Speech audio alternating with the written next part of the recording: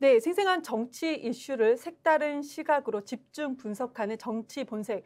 오늘 사회를 맡은 저는 이경입니다. 네, 안녕하세요. 네, 오늘의 주제는요. 국민의힘 핵 무장론, 당론 가능성인가라는 것입니다. 자, 오늘도 함께 집중 분석해 주실 두 분 모셨습니다. 송국건 영남일보 서울본부장님 오셨습니다. 안녕하세요. 네, 안녕하세요. 네, 전계환 정치평론가님 오셨습니다. 안녕하십니까. 네, 안녕하세요.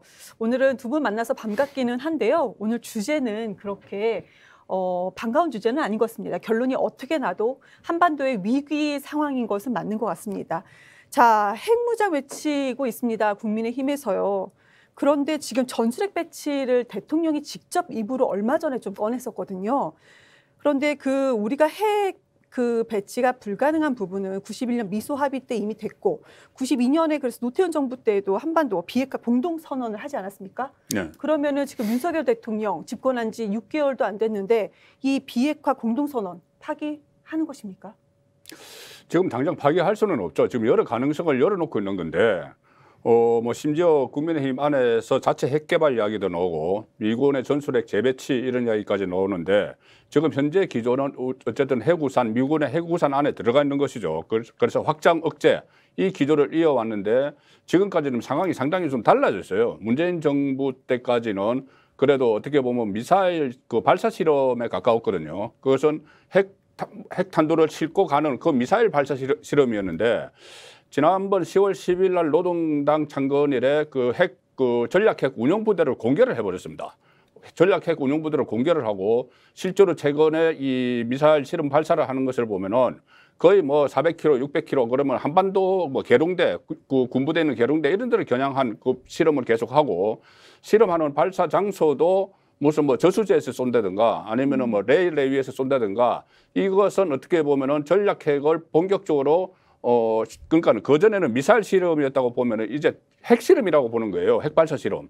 그런 상황에서 우리 정부가 아무것도 하지 않을 수는 없으니까 이 아주 강경파 입장에서는 자체 핵 개발 이야기까지 하죠. 김기현 당권 주자, 김기현 당권 주자는 자체 핵 개발 이야기까지도 하고 그다음에 정진석 비대위원장은 전술핵 재배치 문제는 이것이 91년도에 미군 전술핵이 철수를 했습니다. 철수하고 나서 지금 재배치를 하지 않고 핵우산 안에만 이런 상황인데 어쨌든 지금 상황이 변화를 했기 때문에 여러 가지 이 확장 억제를 더 강화하는 문제, 전술핵을 재배치하는 문제, 아예 자체 핵 개발을 하는 문제 이런 지금 다양한 이 대응책이 논의되고 있는 그 시점이지 이것을 국민의힘이 한반도 핵 확산 방지 조약이나 핵 확산 NPT나 아니면은 NPT를 탈퇴하거나 아니면은 핵무기 비핵화 공동선언을 폐기하거나 이 수준까지 갔다고 보기는 어렵죠.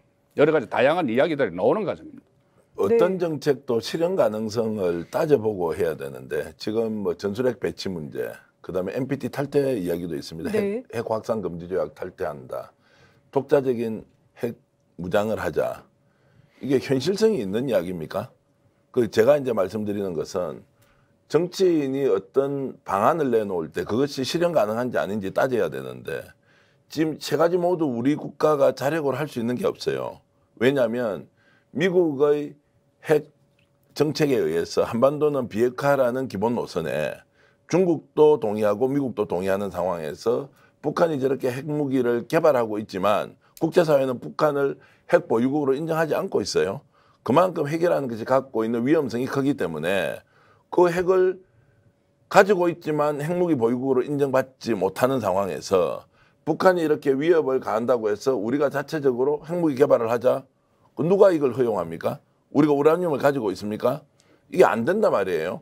그걸 뻔히 알면서 그러면 하는 이야기냐? 아니면 모르는데 이거 여러 가지 지금 정치적 상황이 불리하게 돌아가는 것이 있으니 국면 전환용이라도 이렇게 뻥카들을 막 터뜨리면서 국민들한테 위기감 조성하고 보수 세력 결집을 하는 수단으로 쓰는 거 아니냐.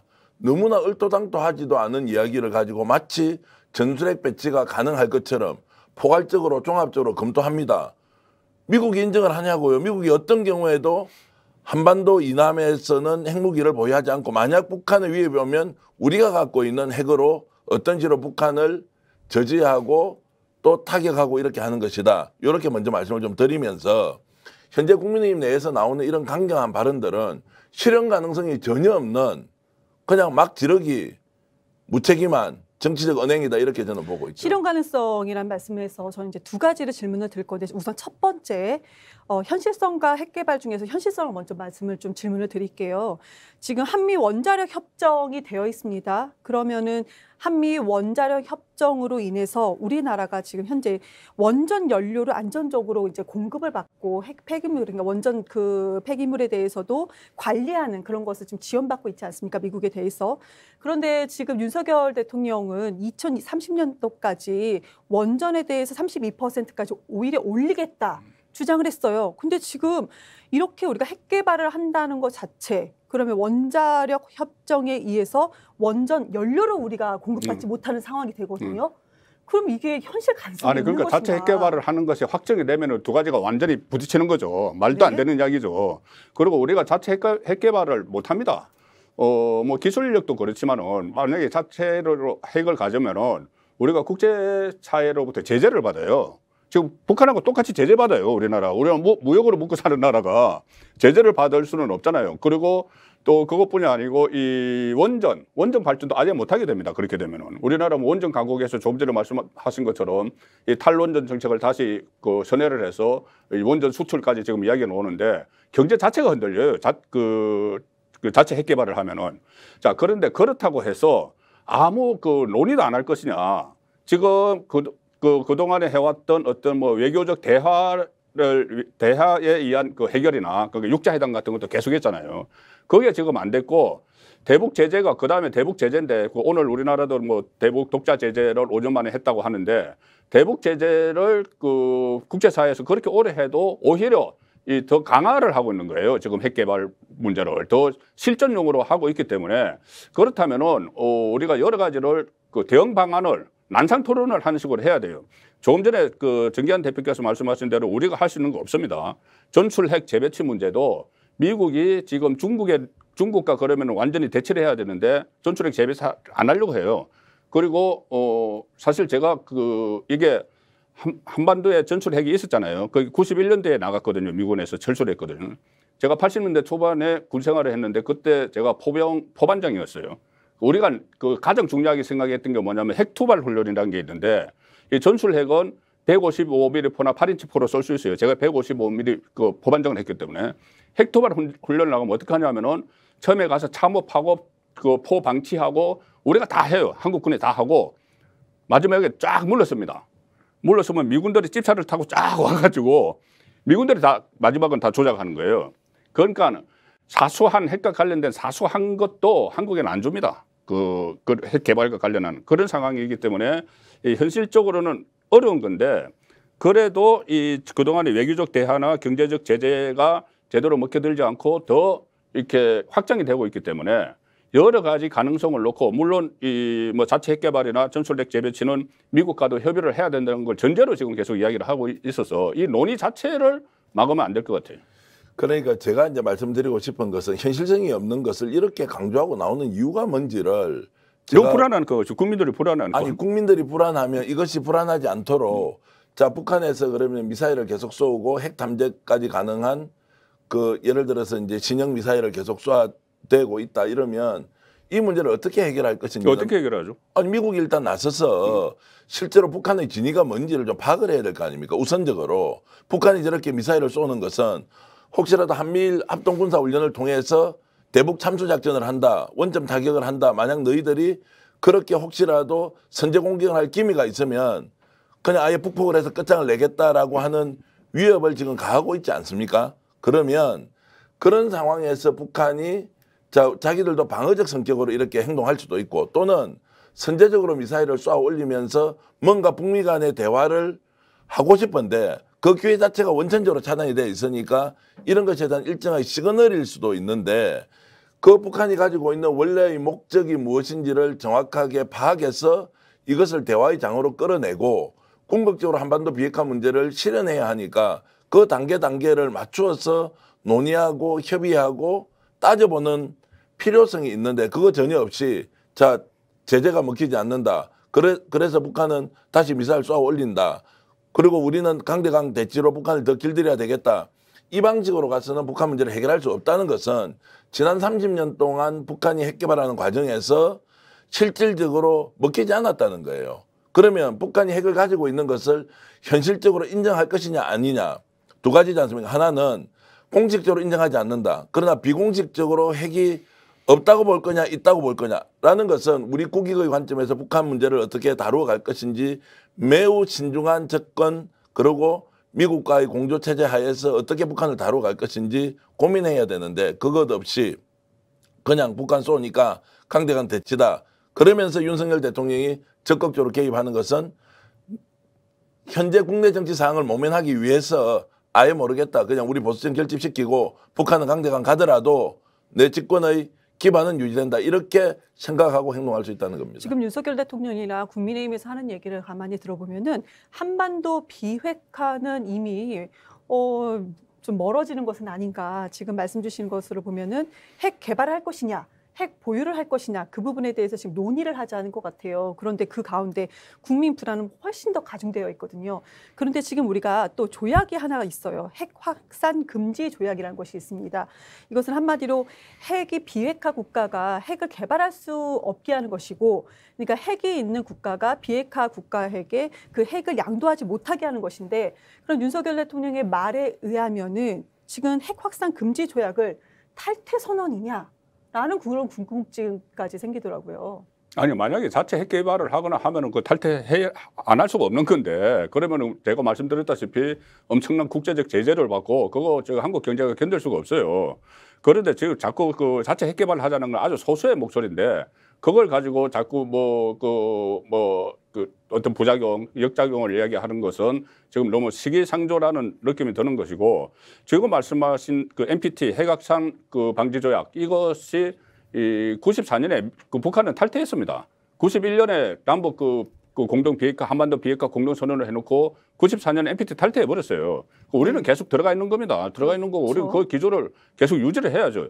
유지를 해야 되는데 지금 말씀하신 것처럼 아니 그러면 북한이 이렇게 지금 그 정기환 대표 말씀은 북한이 사실상은 대화에 응할 뜻도 있고 경제 제재를 풀어주면은 뭐 비핵화할 뜻도 있는데 그냥 그것을 대화로 풀어야 되는데 왜 자꾸 무력으로 이렇게 맞서려고 하느냐 그 말씀이잖아요 핵심은. 네. 그런데 그걸 시도를 했죠. 시도를 안 한 것이 아니고 미국은 이제 별개를 치고 지금 윤석열 대통령 가지고 자꾸 이야기를 하니까 윤석열 대통령은 뭐 8.15 경축사나 뭐 이런 데서 담대한 구상을 이야기를 했습니다. 담대한 구상이 뭐냐면 그전과 달리 북한이 이 대화에 나서기만 하면은 핵을 포기하는 것을 전제로 대화에 나서는 첫 단계에서부터 이 대북 지원을 하겠다는 그 제안을 두 번이나 했어요. 했는데 그것을 북한에서 뭐 완전히 무시를 하고 이 상황이기 때문에 계속 그리고 그 상황에서 올해 들어서 미사일을 41번 쐈습니다. 최근에는 또 어젯밤에도 뭐 무슨 뭐 장사포하고 엄청나게 지금 실험 발사를 하고 9.19 뭐 위반하는 9.19 합의를 위반하는 그런 사격까지 막 하는 상황에서 계속 대화하자 이렇게 하려고 있을 수는 없잖아요. 뭔가 논의를 해야죠. 논의를. 그러니까 한번 생각해 봅시다. 북한 문제를 해결하는데 윤석열 대통령의 8.15 특별 이제 이제 담화를 통해서 성명을 통해서 담대한 구상을 가지고 있다. 북한이 대화의 장으로 나오기만 하더라도 제재는 풀어주겠다. 그래서 지금까지는 핵확산 비핵화에 대한 것들이 전제가 돼야 대화를 할 수 있지만 지금은 대화에 나오는 것으로 우리가 지원하겠다 했지 않습니까? 그러니까 담대하죠. 그 전에도 미사일을 쐈고 그 위에 미사일을 쐈어요. 자, 그리고 2달이 지났습니다. 그 대통령이 생각을 바꿉니다. 담대한 구상을 했는데 담대하게 구상한 사람이 2달 만에 하지도 않는 대북 독자적 제재를 가한다거나 한미일 군사 훈련할 때 일본까지 끼어들어 가지고 국내는 국내대로 이게 난리 벚구통을 만들어 놓고 또 미국 쪽에는 충분하게 우리가 무력을 가지고 북한을 제압할 수 있다는 일종의 경고를 보내는 이 이중적 행태를 어떻게 설명할 것이냐. 저는 윤석열 대통령이 2달 만에 생각을 바꿨으면 자 이제 그럼 우리 담대한 구상 안 하고 북한과 강대강 대응을 통해서 맞불로 북한을 완전히 제압하겠다 이렇게 선언을 하고 하든지 자, 그래서 그것이 앞뒤가 안 맞다는 것이고 두 달 만에 번째 생각이 바뀐 게 아니고 상황이 바뀐 거죠. 아니요. 아니 자, 미사일을 담대한 뭐 구상 이틀에 한 번씩 정도를- 미사일을 쏘는데. 그러니까 미사일은 그전에도 쐈고 지금도 아니, 지금은 더 쏘는데 많이 쏘잖아요. 아니, 그리고 발사하는 방식이 달라졌기 때문에. 북한의 존재가 어떤 것인지를 우리가 모르고 하는 이야기가 아니에요. 북한의 존재는 원래 그런 존재라는 전제하에서 보면 어떻게 그걸 원래 그런 존재라고 하고 그 무조건 그걸 숙이고 들어갈 수는 없는 거잖아요. 북한이 대화의 장에 나와서 자기 수 틀리면 언제라도 털고 나가는 그런 지금까지 행태를 보였지 않습니까? 그 행태를 고쳐줘요. 그럼에도 불구하고 어떻게 고칩니까 우리가? 그래서 그 행태에도 불구하고 담대한 구상을 냈다면 이 담대한 구상이 어떤 식으로 더 나오도록 해야 한다. 그런데 두 달 만에 생각을 바꾼 것은 국내의 정치적 상황 때문에 아예 이거를 폐기하는 쪽이 지금 유리하겠구나 이렇게 생각해서 가능성이 높다는 거고 두 번째 말씀드리고 싶은 것은 아까 핵무장론에 대해서 당 내에서 소수의 의견이라고 했지 않습니까? 지금 정진석 비대위원장이 소수의 의견을 대표하는 사람이 아니잖아요. 정진석 비대위원장 전출 핵 재배치죠. 핵 개발이 아니고. 자, 핵 개발도 아니고 비핵화 공동선을 파기하자고 얘기했어요. 그리고 전술핵 재배치를 하자고 했어. 그럼 이런 것들이 핵무장론과 같이 연결이 돼 있는 문제란 말이에요. 만약에 전술핵 배치는 미국에서 동의 안 하면 우리가 자체적으로 핵무기 개발해야 된다. 홍준표 지금 대구시장이 그런 이야기 하지 않습니까? 이게 완전히 허무맹랑한 이야기인데 과연 이게 소수의 의견으로 볼 수 있느냐. 정진석 비대위원장은 당대표예요. 당대표로서 이 이야기를 하는 걸 보고 사람들이 야 지금 집권여당의 대표는 전술핵 배치나 또는 유력한 차기 대권 후보가 핵무장론까지 간다고 하는 것이 현실을 어느 정도 인식하고 하는지 완전히 앞뒤가 맞지 않다는 비판을 받아 마땅하다 이런 말씀을 드립니다. 아까 9.19 위반, 군사합의 위반 문제 말씀 주셨기 때문에 저 간단하게 말씀드리면요. 9.19 군사합의가 이루어지기 전에는 접견 지역에서 33번의 충돌이 있었어요. 근데 군사합의 이후에는 현재까지 윤석열 대통령으로 정권이 바뀌었다 하더라도 1회, 2회 정도밖에 있지 않았었다. 그러니까 군사합의 자체가 아예 아무 효력이 없었다라는 얘기는 저는 좀 반론으로 말씀을 드리고요. 자, 그러면은 전술핵 재배치에 대해서 이것을 언급한 사람이 뭐 소수 의견이다라고 말씀을 주셨는데 대통령 의견이었었거든요. 그러니까 전술핵 재배치라는 대통령은 것은 그 전술핵 그 재배치 이야기 안 했죠. 전술핵 재배치 관련돼서 대통령 워딩이 있습니다. 제가 그걸 확인을 하고 지금 질문을 드린 거고. 근데 전술핵 재배치라는 것이 무엇이냐 많이 아시겠지만 핵 보유를 의미하는 것이다. 그러면 미국과 핵 보유가 아니죠. 핵은 미군 거고. 아니 그러니까요. 미군의 전술핵 핵을 재배치라는 것은 미국 핵을 갖고 오든지 우리가 갖고 오는 개발하는 게 아니고 둘 중에 하나가 아니겠습니까? 미군이 핵을 가지고 있는 거예요. 한반도에서. 네. 우리 게 아니죠, 핵이. 무슨 말씀인지 아니, 전술핵을 그러니까 재배치를 한다는 내용적으로는 것을 비슷한데 형식은 핵을 좀 더 다르긴 한데 보유한다는 거잖아요. 제가 좀 설명드리면 이제 윤석열 대통령이 핵 보유를 하자고 하거나 전술핵 배치를 한다는 것보다는 북한의 핵 확산 억제를 위한 여러 가지 수단들을 강구하는데 그러면 그 수단이 뭡니까 이렇게 이제 질문을 하니 거기에 대해서는 여러 가지 논의를 한다고 했고 그것이 바깥에 나와서 수단이란 게 뻔한 거예요. 핵 확산을 막기 위해서 할 수 있는 수단은 전술핵 재배치하는 것, 자체적으로 핵 개발하는 것 이런 것 외에는 다른 수단이 없단 말이에요. 물론 여기에 숨어 있는 대화의 가능성이 있을 수 있죠. 핵 확산을 막기 위해서 대화를 적극적으로 나서고 북미 수교를 추진한다는 뭐 이런 것들이 가능하지만 지금 현재 정세적 상황으로 봤을 때는 그것은 어렵지 않나. 이렇게 봤을 때 지금 전술핵 배치 문제나 핵 확산을 막기 위한 독자적인 핵 개발 쪽으로 대통령이 생각하고 있다 이렇게 볼 수 있는 거죠. 아니 그거를 제가 분명히 정리를 해드릴게요. 지금 네. 뭐 여러 가지 이렇게 혼선이 되는데 지금 윤석열 대통령의 입장은 도어 스태핑에서 이야기한 게 왜 그 여러 가지 뭐 가능성을 열어놓고 뭐 검토할 수 있다는 식으로 이야기를 했잖아요. 그 질문이 뭐였냐면은 그날 아침 그 신문에 일면 톱으로 단독 기사가 하나 떴어요. 뭐냐면은 이 전술핵 재배치도 아니고 핵 개발도 아니고 어떻게 보면 제3의 대안인데 뭐냐면은 미군과 핵을 공유를 한다는 거예요. 그러니까는 미군의 핵 추진 항공모함이나 이런 것을 이 한반도 부근에 정례적으로 이렇게 왔다 갔다 하면서 그래서 그 핵을 공유를 하면서 그건 북한에게도 위협이 되니까는 그 핵 추진 항공모함이 계속 왔다 갔다 하는 순환하는 그 방안을 한미 간에 그 검토를 하고 있다. 이런 기사가 뜨니까 도어 스태핑에서 그 기사에 대해서 윤석열 대통령이 입장을 물어본 거예요. 그러니까 윤석열 대통령이 뭐 그런 방안을 포함해서 여러 가지를 지금 연구 검토 중이다 이렇게 대답을 한 거죠. 전략 이게 전술핵 배치 이야기를 한 게 아니에요. 한 달 정도 전에요. 윤석열 대통령이 한 달 전에 그 대선 후보 때는 그거조차도 아니요, 다 지금 반대했습니다. 언론에서 한 달 정도 전에 국민의힘 전술핵 재배치 포함 핵무장 여건 조성에 대해서 제안을 했고 이 부분이 보도가 됐다라는 부분이 있습니다. 언론에. 그런데 지금 가만히 보면은 전술핵 재배치를 꺼내 들었었습니다. 한 달 정도 전에. 그런데 확장 억제론으로 어찌됐든 간에 좀 이슈를 좀 전환하는 것 같아 보이는데 말씀 주신 것처럼 소수 의견이라도 핵을 보유할 것이냐, 핵을 개발할 것이냐 여러 가지 의견이 있습니다. 그런데 미국과 협의가 가능한 시나리오가 있는가? 아니면 미국과 협의가 없는 상황에서 우리가 대한민국이 무엇을 할 수 있는가? 좀 그 부분에 대해서는 어떻게 생각하십니까? 아니 그러니까 자체 핵 개발이나 전술 핵 재배치는 뭐 미국이 반대하면 무조건 안 되는 거예요. 먼저가 안 되는 거고 우리도 할 수 없는 건데 지금 확장 억제라는 것이 결국은 북한을 그러니까 한반도 남한을 미군의 핵 우산 안에 두는 건데 그 핵 우산 안에 두는 것이 좀 진전된 표현이 확장 억제라는 표현이에요. 그 확장 억제의 일환으로 이 핵을 공유를 하는 방안. 그러니까는 핵 추진 항공모함을 정기적으로 이렇게 순회를 하면서 북한에 대해서 북한의 핵 위협에 대응하는 핵 우산을 씌우는 그 방안은 한국과 미국 간에 충분히 논의가 될 수 있는 사안이죠.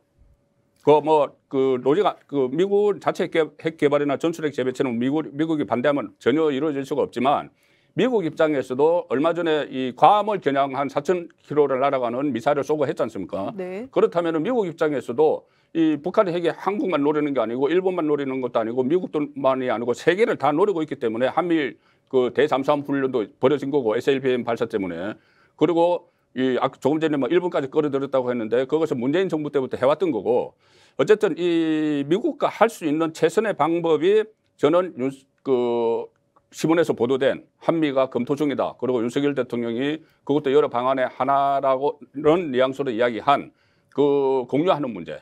그 문제가 가장 현실적이라고 저는 봐요.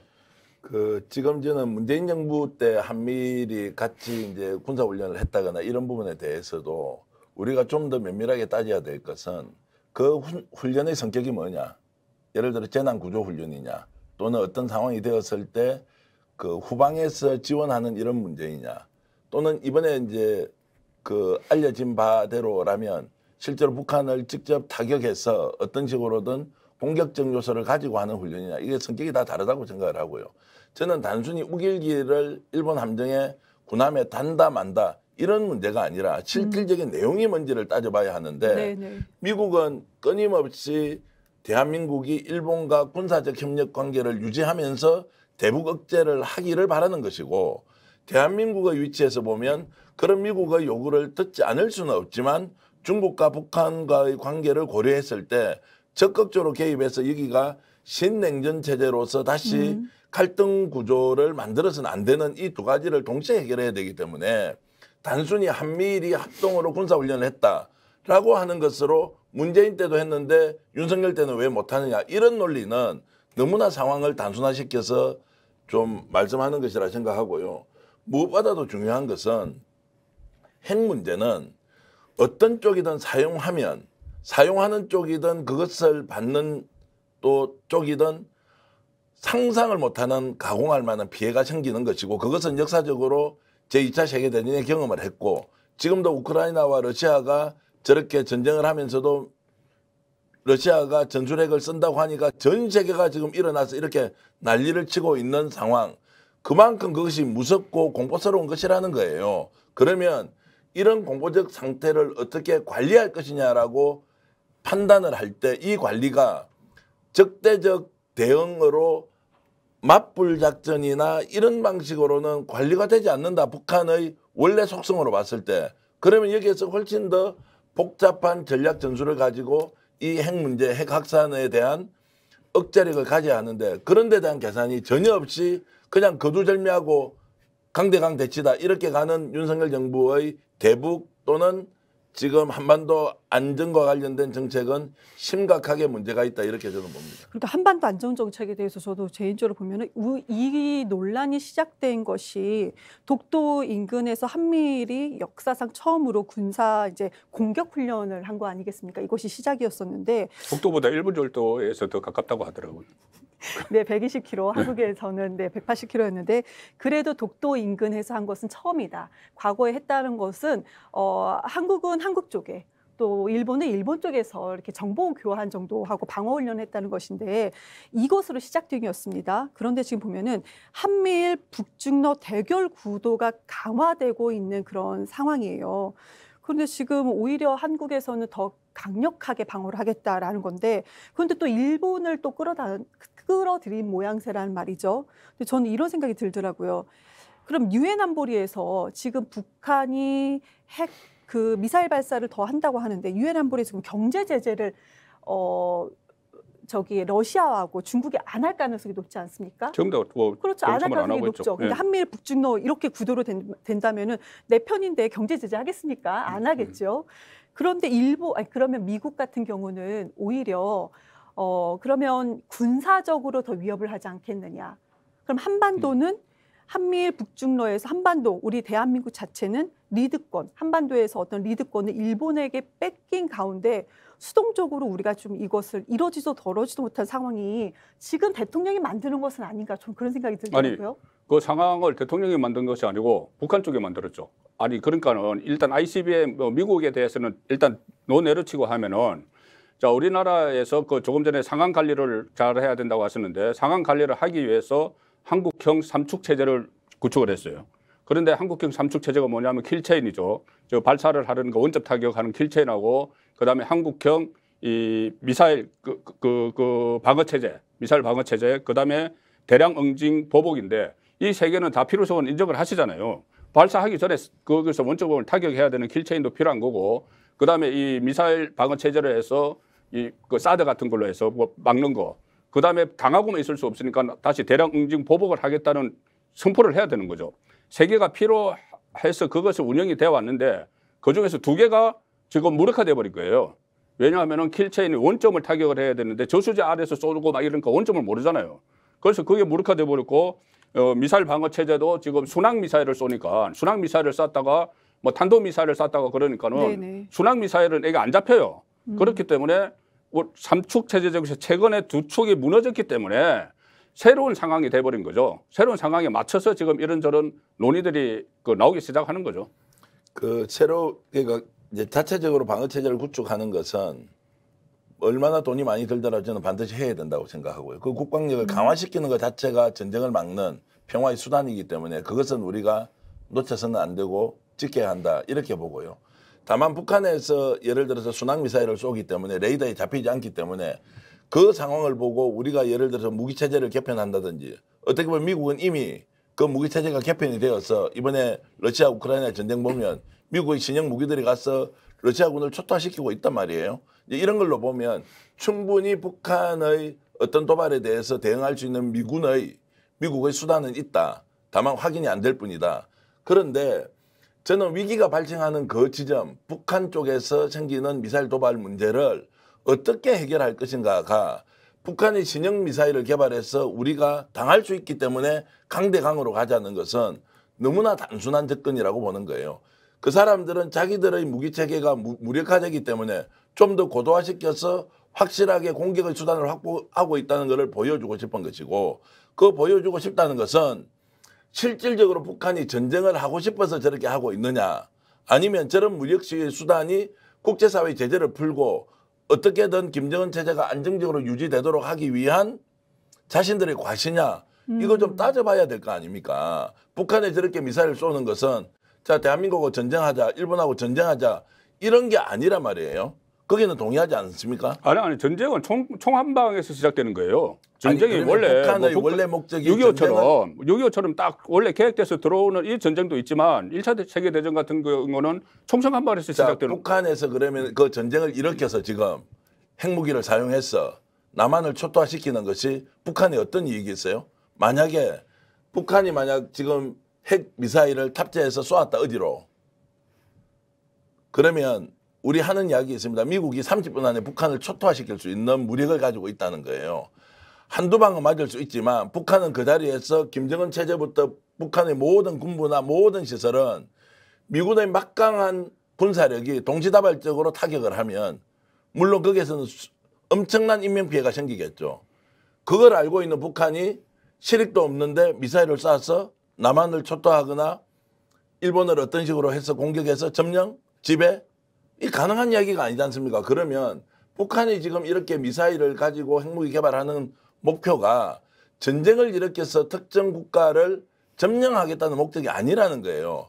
자신은 자신의 자위력을 가지면서 뭔가 제재를 풀고 자국을 어떤 식으로든 유지 운영하고 싶다는 생각이 더 크다는 이 전제로 보면 북한이 저렇게 무력 시위를 하고 있는 그 이면에는 대화의 장을 좀 열어달라. 어떤 식으로든 우리는 대화의 장으로 나갈 테니 제재를 좀 풀어달라. 이런 신호로는 왜 아무도 읽지 못하느냐. 이제 이런 답답함을 제가 말씀드리는 겁니다. 그러니까 북한의 대화의 시도로는 볼 수도 있을 것 같은데 지금 정부에서는 안 그런 것 같아요. 그러니까 말씀 주신 것처럼 순항미사일, 탄도미사일 말씀 주시면서 지금은 새로운 상황이다 말씀을 주셨어요. 그래서 강대강 대치를 윤석열 정부에서는 하는 것 같습니다. 그리고 전쟁 자체가 총 한 방으로 시작할 수 있다. 너무 무서워요. 근데 이 그렇죠. 모든 것들이요. 북한이 갑자기 그런 것이 아니고 윤석열 정권으로 바뀌면서 이런 강대강 대치가 생긴 것입니다. 아니죠. 문재인 정부 네, 이런 말부터 문제. 중반부터 생겼죠. 그 개성에 있는 그 남북 연락 사무소 그거 파괴하면서 그때부터 생긴 거예요. 이렇게까지 핵무기를 얘기하고 이런 적은 없었던 것 같아요. 그러면 저는 이 상황에서 왜 정권이 바뀌어서 지금에서야 이렇게 강대강 대치, 국민이 느끼기에 이거 지금 우리의 삶도 어려운데 민생도 어려운데 전쟁까지 이렇게 복잡하게 돼야 되는 것인가? 근데 저는 혹시 지지층 결집을 위한 수단으로 이렇게 더 세게 북한에 대해서 견제하고 나가는 것은 아닌가 하는 생각이 들더라고요. 지금 뭐를 해도 이제 지지층 결집 뭐 이렇게 이야기를 하는데 결과적으로는 아니 그 의도는 그 하지 않았다고 하더라도 결과적으로는 그 보수층 쪽에서는 이쪽 이렇게 강경한 대응을 하는 거를 찬성할 수는 있겠죠. 결과적으로. 그런데 우리가 무슨 뭐 어떤 지지율을 올리기 위해서 그러니까 윤석열 대통령이 지지율을 올리기 위해서 이 자기 편들을 끌어모으기 위해서 일부러 무슨 뭐 핵 관련해서 이거 상황을 부풀리고 있다.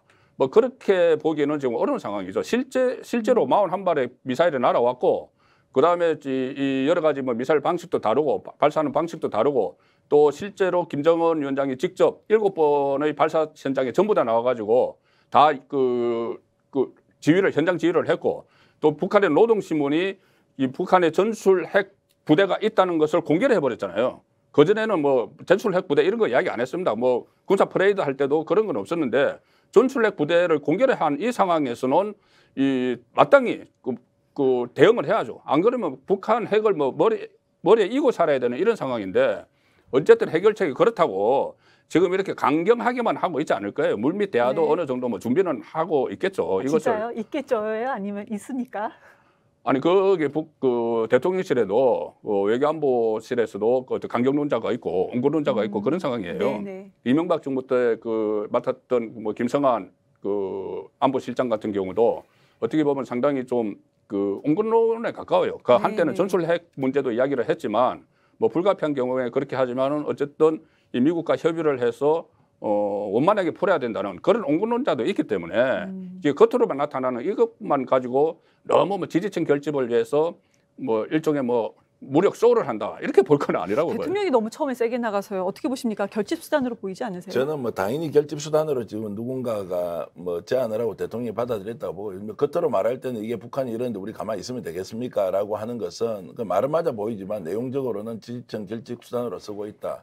저는 좀 심하게 말씀드리면 지금 현재 북한 문제를 다루는 방식이 너무나 수준 이하다. 그 이유는 자, 두 가지를 동시에 해야 되지 않습니까? 무력 시위를 하면 거기에 대해서 우리가 국방력을 강화시켜서 맞대응할 수 있다는 네. 위력을 보여줘야 하지만 동시에 또 대화를 통해서 북한과 어떤 식으로든 뭔가 소통을 해야 하는데 그 소통이 북한은 우리하고 직접 하려고 하지 않는다고요. 그러면 미국을 어떤 식으로 설득해서 북미 대화가 이루어지게 하고 한반도의 긴장 상태를 어느 정도 누그러뜨려야 할 책무가 사실 윤석열 대통령에게 있는데 그 노력하지 않아요. 왜냐하면 미국은 지금 현재 갈등 구조나 이런 것들이 미국의 국익에 오히려 도움이 된다고 생각할 수도 있거든요. 굳이 여기에서 평화체제로 가서 북한의 제재를 풀어주고 그렇다고 핵무기가 완전히 제거되지도 않은 상태에서 북한이 어느 정도 경제 성장까지 하게 되면 이게 두고두고 미국에는 위협이 될 수 있기 때문에 이 단계적 접근이라는 것이 중장기적으로 봤을 때 미국의 국익에 부합하느냐 아니냐 아니라고 판단할 수도 있어요.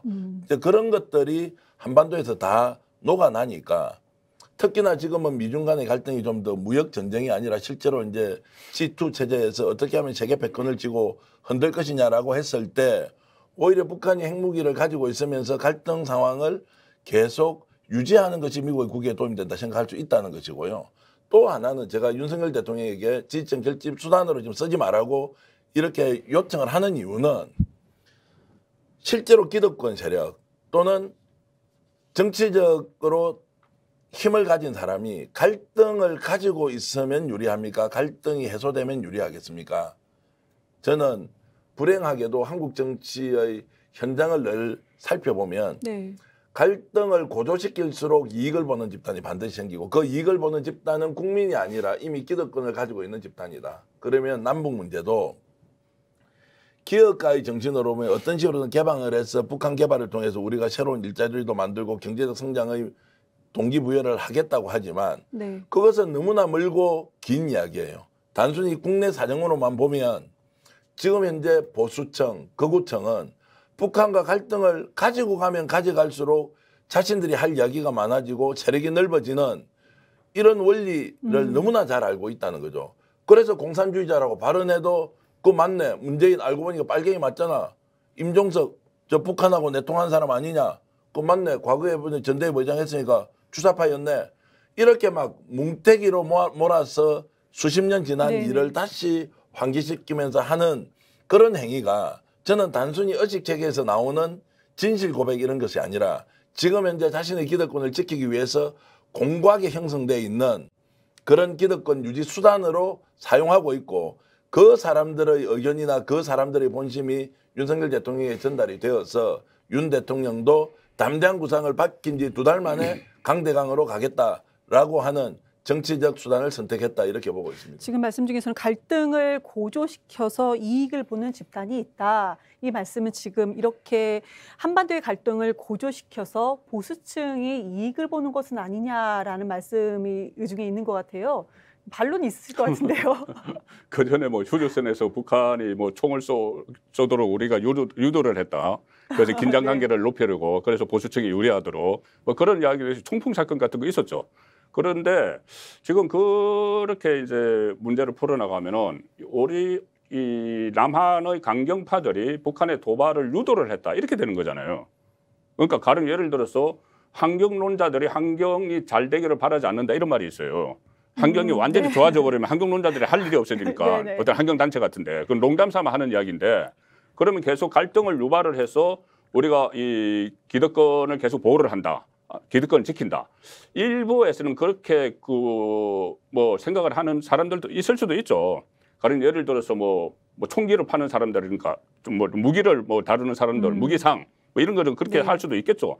그렇지만 지금 상황은 정권이 바뀌었다고 해서 정권이 바뀐 이후에 보수 성향의 정권이 들어선 이후에 이 북한이 계속 도발을 하는 건데 그 도발하는 것을 이쪽 그 남한 쪽에 그 보수에게 책임을 돌리는 거는 그거는 어불성실이죠. 저는 개인적으로 저는 이제 이런 네. 겁니다. 이제 그 어제 경노사위 위원장이죠. 김문수 위원장 같은 분이 나와서 반공 공산주의 그 얘기 왜 그럽니까? 왜 이 말씀을 드리냐면 제가 이제 기득권 구조 또 이것이 갈등을 고조시키면서 이익을 보는 집단 이 말씀 드리는 건데 철지난 유행가도 한 3, 40년 지난 걸 지금 회고하면서 이들이 무엇이다라고 규정하고 단죄하고 그렇기 때문에 북한과 뭔가 연결이 되어 있다는 방식으로 설명을 하고 거기에서 결집의 이제 수단들을 만들어내지 않습니까?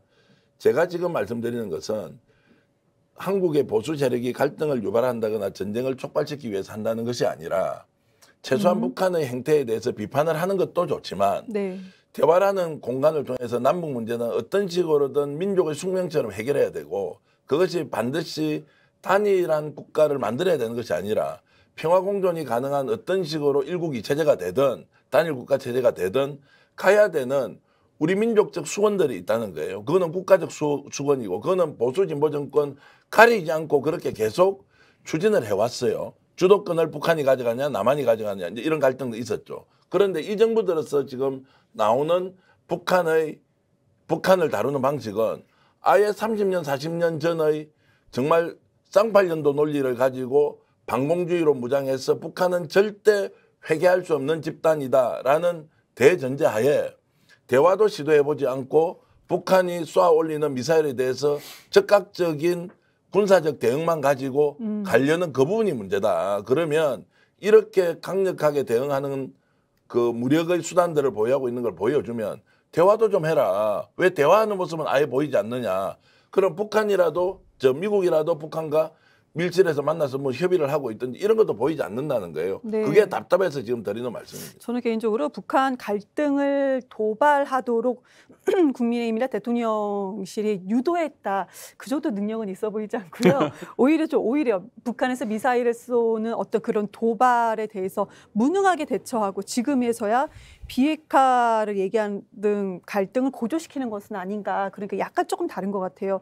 자, 그럼 미사일을 이렇게 북한에서 섞어가지고 마구 쏩니다.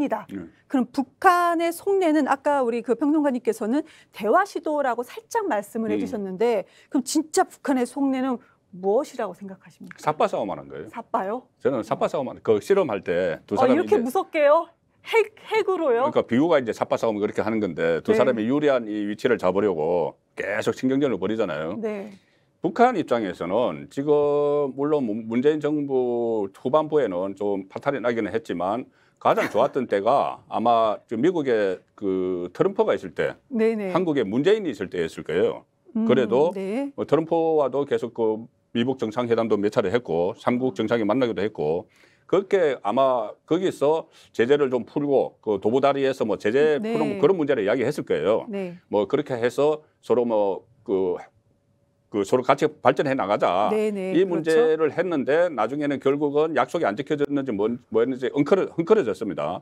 그 상황에서 지금 트럼프가 없고 바이든이 들었었어요. 트럼프보다는 강경하죠. 바이든이 들었었어요. 그리고 한국에는 문재인 전 대통령이 퇴임하고 또 보수 진영의 윤석열 정권이 들어섰기 때문에 뭔가 새로운 이 유리한 고지를 차지하기 위해서 미사일 발사도 해보고 이렇게 하는 단계예요. 그런데 그러면 한국에서는 그러면 저기서 북한에서 유리한 그 삿바 싸움을 하기 위해서 유리한 위치를 점하고 하고 있는데 그냥 가만히 있어야 되느냐? 계속 대화만 하자고 해야 되느냐? 여러 가지 무슨 뭐 그 확장 억제 전략을 더 강화한다거나 아니면은 핵 항모 추진 그 잠수함 그 항공모함을 이 뭐 공해상에 띄워놓는다거나 이런 네. 여러 가지 전술핵 재배치 이야기를 한다거나 뭐 자체 핵 개발 이건 언제는 뭐 박정희 대통령 때부터 나온 이야기예요. 네. 이런 것을 다시 꺼낸다거나 하는 것이 서로 양쪽이 지금 삿바 싸움을 하는 단계라고 보기 때문에 어느 쪽에서 이것을 도발을 유도를 하고 뭐 그런 것은 아닌 것 같아요. 그러니까 삿바 싸움을 하면 뭐 윤 대통령이 아주 잘하신 거네요. 북한이 미사일 쏘니까 우리도 강대강 대치하면 그 삿바 싸움이랑은 이미 본싸움이 아니고 이제 예선전인 거고 본선은 일어날 가능성이 없기 때문에 오히려 그 기회에 대한민국 내의 이제 보수층 결집을 지켜보겠다는 뭐 정치적 목적을 달성하는 김정은도 그 북한 주민 결집을 지킬 수가 있겠죠. 아니 그러니까 김정은은 거기는 뭐 독재 체제에서 1인 지배 체제로 돼 있는 국가고 우리는 네네. 어쨌든 대통령을 국민들이 직접 손으로 뽑고 5년 동안 임기를 이제 정해놓고 하는 것인데 저는 이제 조금 다른 각도에서 말씀드리면 북한에서 지금 현재 원하는 가장 큰 목표는 뭡니까? 그러니까 김정은 체제는 자기 스스로 원하는 가장 큰 목표가 뭡니까? 체제의 안정적 유지가 첫 번째이지 않겠습니까? 두 번째 자기가 어쨌든 그 지배하고 있는 그 인민들이 그래도 밥 좀 먹고 살고 경제적으로 성장하는 거 좋지 않겠습니까? 진짜 김정은의 원래 목표가 핵무기 개발해서 남한과 전쟁을 한다거나 일본을 공격한다거나 이렇게 하지 않지 않습니까? 그러니까 동의하시죠? 핵 경제 병진이죠. 핵과 경제 병진이죠. 자, 그러면 그러니까 아니 핵을 나쁜 의미로 그렇게 하는 게 아니고 핵을 가지고 있어야지 그 경제에도 그 발전한다는 게 핵 경제 그러니까 병진인 거죠. 그것은 핵을 보유함으로써 효과가 나타나는 것이 핵을 사용함으로써 나타나는 효과가 아니잖아요. 사용하면 끝나는 거죠. 경제도 끝나는 거죠. 끝나는 거죠. 그러니까 핵을 보유함으로써 체제 안정과 경제 성장을 하고 싶은 거죠. 그러면 우리는 보유는 인정 못 하겠다는 것은 아까 NPT도 있지만 유엔에서 절대 허용할 수 없으니까 동의는 못 하는 거예요. 다만 이것을 실질적으로는 가지고 있지만 어떤 식으로 설득해서 비핵화를 시켜야 되는 과제 하나하고 북한이 지금 저런 걸 통해서 저렇게 무력 시위를 하면서 계속 도발을 하는 거는 결국 체제의 안전이라는 것과 경제 성장이라는 것을 동시에 이제 추진하는 병진 정책이면 이 한쪽은 충분히 대화할 수 있는 거 아니냐. 우리가 지금 북한을 흡수 통일할 수도 없고 흡수 통일했을 때 감당할 수도 없는데 네. 그러면 일정하게 체제를 인정해주고 그 인민들의 삶이 좀 나아지도록 하는 이런 과정에서 유엔 제재를 먼저 풀고 민간 교류를 확장시키고 경제적으로 뭔가 서로 합의할 수 있는 것들이 있으면 추진해 나가자. 이것은 보수 진보 정권의 문제가 아니라 어느 정권도 같이 가야 되는 거 아니냐. 예. 이제 비핵화 문제는 결국 미국이 나서서 북한과 어떤 식으로 협상을 해서 국교 정상화해서 단계적으로 가면 되지 않습니까? 요즘 계속 드는 생각은 미국이 정말 북한의 비핵화에 진심으로 바라고 있는가에 대한 의문이 저는 들기 시작했고 한국의 보수 정치 세력이 남북 간의 문제를 대화와 협력으로 푸는 것이 아니라 오히려 갈등을 장기화시켜서 분단을 고착화하는 쪽으로 가는 것은 아니냐라는 의문이 들어서 아까 거대한 기득권이 뒤에서 갈등의 과정에서 더 많은 이익을 보는 것 아니냐라는 질문을 드린 것이어서 지금이라도 저는 윤석열 대통령이 강대강 대치 국면과 북한과 대화할 수 있는 모멘텀을 동시에 만들어서 북한이 전제 조건을 무엇을 가져온다는 것이 아니라 이것이 한반도의 영구적 평화를 만들기 위해서는 체제의 인정과 경제 성장에 대한 기회를 북한과 협의해야 한다. 이런 말씀을 다시 한 번 더 강조드리겠습니다. 윤석열 대통령이 지금 집중하는 것은 우리 국가의 어떤 무기로부터 북한의 살상 무기로부터 국민을 지키기 위해서 여러 가지 대응 방안을 이야기하는 것이지 네. 북한에 대한 제재를 푸는 것은 윤석열 대통령이 할 수가 없어요. 이미 그 김정은 위원장이 얼마 전에 그 공개가 됐지 않습니까? 미국하고 대화를 해야 되는데 왜 자꾸 문재인 대통령이 끼어드느냐. 끼어들지 마라. 이렇게까지 나왔다는 그 문건이 나왔잖아요. 공개가 됐잖아요. 그러니 윤석열 대통령과 대화를 해서 국제 제재를 풀겠다는 생각은 김정은 전혀 없어요. 미국과 직접 대화를 해야 되는데 그러면 윤석열 대통령이 그것까지 지금 말씀하신 북한의 개혁 개방을 돕고 또 경제를 발전시켜주고 할 수 있는 역할이 없는 거예요. 지금 상황에서는. 그렇다면 본인은 단지 한국의 대통령이니까 이 북한의 무력 시위가 계속 일어나고 있으니까 거기에 대응을 하는 거지 그 다음 단계로 넘어가면은 독자적으로 하지를 못하는 거예요. 그러니까 독자적으로 할 수 없는데 자 한쪽에서는 독자적으로 핵무기 개발하고 전술핵 미국이 동의도 안 하는데 가지고 오자고 하는데 이것이야말로 남북은 우리 한반도의 평화를 위해서 어떤 식으로든 미국을 설득해서 북한과 대화를 하도록 하는데 미국이 좀 도와달라 하는 것은 우리가 살기 위해서 저는 해야 된다는 생각이 들고요. 두 번째는 이런 와중에 그러면 대통령이 지금 북한 인사 15명 기관 16곳을 독자 제재 대상으로 추가 지정을 해버렸어요.